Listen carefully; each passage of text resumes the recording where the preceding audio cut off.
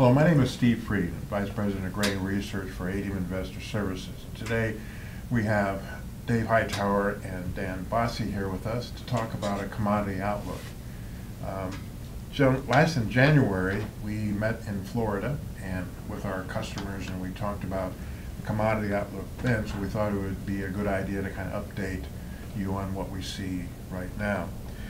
Dan Basse is the president of Ag Resources Company. Dave Hightower is president of the Hightower Report. Since January, we've seen the grain markets actually move a little bit higher. The stock market has drifted lower. We've also seen that the dollar has bottomed and is starting to move up a little bit, and that crude oil has also bottomed and is starting to move a little bit higher. Dan, we'll start with you. Yesterday we had the USDA report. Was there any surprises? Well, maybe the surprise was there was no surprise in that maybe there's a little something of everybody. Corn, wheat, and soybean stocks globally fell, Steve. But you know, the problem we have is the trade tensions, weather is maybe improving, and funds are already long, and so they looked at the report as a selling opportunity, and that's kind of where we're left here this morning with everybody trying to grind their numbers and understand where crops and demand is going down the road. It's a tough job these days. In January, July beans were at $9.65. We traded as high as $10.90. Now we're basically at $10. Yeah. So where do we go from here, and why? Well, if you could tell me what's going to happen with U.S. trade policy, I can tell you where the bean market's going, whether we're going to have new crop end stocks of 900 million bushels or maybe 350 or 400, and I think that's a determining factor. We really don't know what trade policy is going to be regarding China, and so will the Chinese and the United States in upcoming discussions negotiate to a position that they can, of course, allow soybeans to go in? We still have 4.5 million metric tons of old crop, which is yet uncertain. You know, here this morning I've got maybe 6 or 7 cargoes of beans that CIQ is holding at port, not letting unloaded. The Brazilian and Argentinian beans are flying right through, so I don't want to call it a de facto embargo, but we're on the doorstep of that. July corn back in January was trading around $3.60. It's at $4 right now. A lot of people are friendly to the corn because stocks are coming down. Where does corn go now? Well, a little of that depends on where beans go, and a lesser degree wheat. You know, the problem that I have with corn is I like to be bullish of it too. I mean, our end stocks are actually lower than USDA's 1.6. We're at 1.5. The problem I'm having with corn is I look at March corn at $4.30 a bushel. Do you really want to be bullish of $4.30 unless we have a weather problem? And so, to me, if there's any higher prices in corn, whether we go up to $4.50 or higher, really depends on Mother Nature, and only she knows today. And so far today, the corn crop looks like it's going in about the same pace as last year, maybe 3 or 4% less, but the folks I'm talking say that ratings as of early June may be better. So if you have good ratings in early June, we don't have a good weather problem, and March corn's at 4.30, I like buying breaks, but I surely don't want to chase rallies. And the wheat market was at $4.40 in January. It tested the high of $5.38. Now it's $5. Wheat's kind of the weak link, I think, in the market. Where does it go? Well, if we don't have a weather problem in the Black Sea, it's probably going down. U.S. wheat at the Gulf relative to Black Sea new crop is 90 cents more expensive. And so if we need to get ourselves back in the export arena, we need to have Gulf wheat drop to $205 for comparable 12.5% protein. Today, that's not there. So if you're going to be bullish of wheat, you need a weather story. We think principally in Europe or the Black Sea, Steve. And outside of that, I think wheat market kind of drifts lower. And so I've got a lot of cross currents here and all of these things that leave me as an analyst anyway seeking direction, and it may be until July till we have a very good visibility on trade and weather in terms of where we go. Speaking of weather, what is your weather forecast for this summer? Our guy doesn't see a lot of problems. He sees some incidents of heat maybe centered across the plains. Some of that will depend on how much rain we get in the next couple of weeks across those drought areas. But, you know, there's no Niñas, if I can say that. There's no La Nina. We're moving maybe towards El Nino. We did the AMO in the Atlantic is cooling, so I don't have any heat in the Atlantic. So from our perspective, we're kind of betting on normal right now, maybe with a few episodes of heat, but I don't see a dire drought in front of us. If I'm a farmer in the United States, I've sold a lot of beans. I caught up a lot in my selling last year's corn, and I've sold some new crop corn. What should a farmer do now? They need to be thinking forward, we believe, and again, the currencies that Brazil and Argentina are looking at, which is a real that's probably going to get close to 4 and a peso that'll continue to decline, will provide incentive for those farmers to produce more grain. So we think farmers need to look forward. I'm encouraging 2019 and even 2020 pricing. So on rally, should they occur this summer, we still want to be a seller. We don't think the big landscape of the grain markets has changed outside of the Argentinian drought.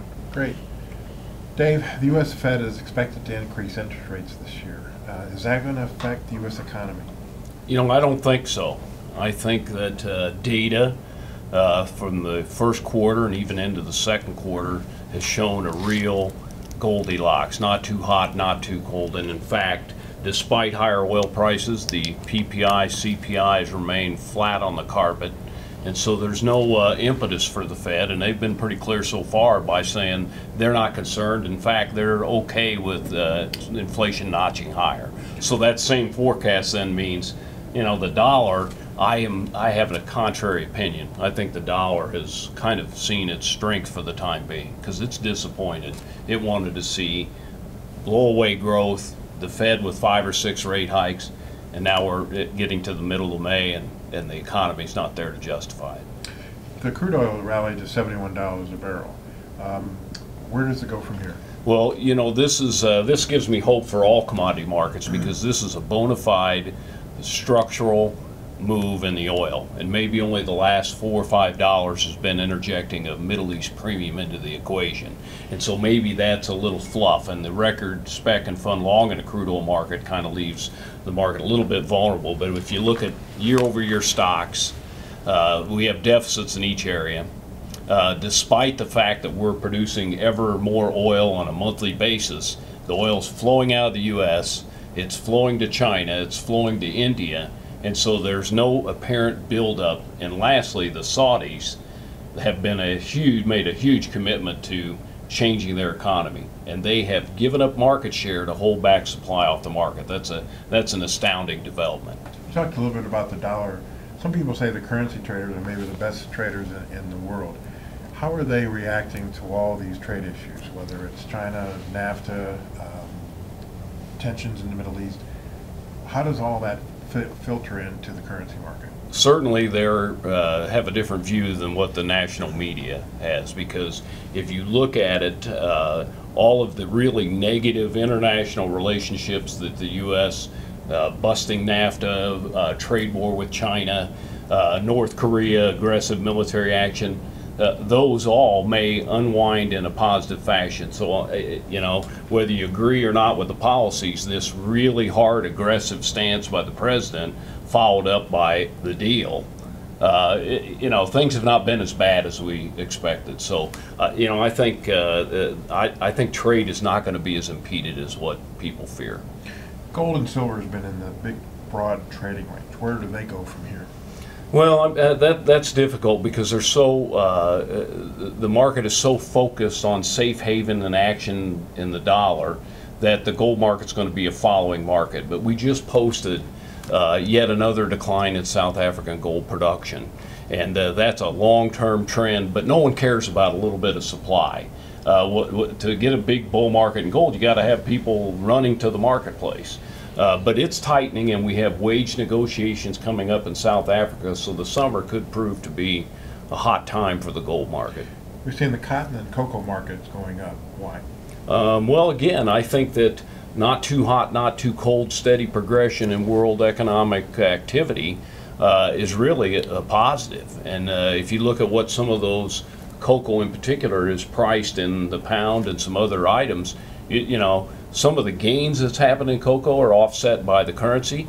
And again, it's one of those items that people aren't necessarily influenced by higher prices. They continue to buy it. And the sugar and coffee markets have gone down. Is it just too much supply? It is, and you know, that given the nature of their big industrial standing, huge production and slow and gradual consumption, that's understandable. Okay, so two of you, are there any last-minute thoughts for individual markets for strategies? I don't have any, Steve. I still think one needs to be selling of rallies in the grain markets unless, and that's kind of a change for me because we've been relatively bullish up until this point. But The Chinese corn stock argument that everybody wanted to talk about yesterday in the USDA report is something that's uncertain. I mean, we think maybe next year, like 2004, the U.S. government will revise Chinese corn stocks upwards so they don't have to forecast China imports. But we need a demand trigger, Steve, to really change the egg markets. I can't give you that today, and I'm very concerned on trade. I really worry about the U.S.-Chinese negotiations because, as people I talk to Washington say, it's not a crevice, it's a canyon. And so whether or not we can bridge that, I think, is going to be very important for prices as we look forward. Well, and I would counter that by saying they have to get them somewhere.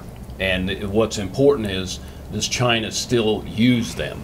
Because without that, if China's not physically using them, and we're seeing a major shift in China that we shouldn't forget. I know it's a big picture and longer term, but they've made a huge commitment to battle this pollution problem. And they have changed the way they process industrial metals. They've forced rules for winter so that to not have the pollution. They've made a commitment to electric cars, and they've also pushed for ethanol. And I think that's going to continue to be. And we have a tight situation in global gasoline. So I have a little different look, and I don't know. My gut tells me that it's going to be an active summer, not a quiet summer. Great. Well, again, these are the thoughts of the speakers and not those of ADMIS or ADM. And if you have any need to get any of the market intelligence or open an account, visit www.admis.com and have a safe and profitable trading day.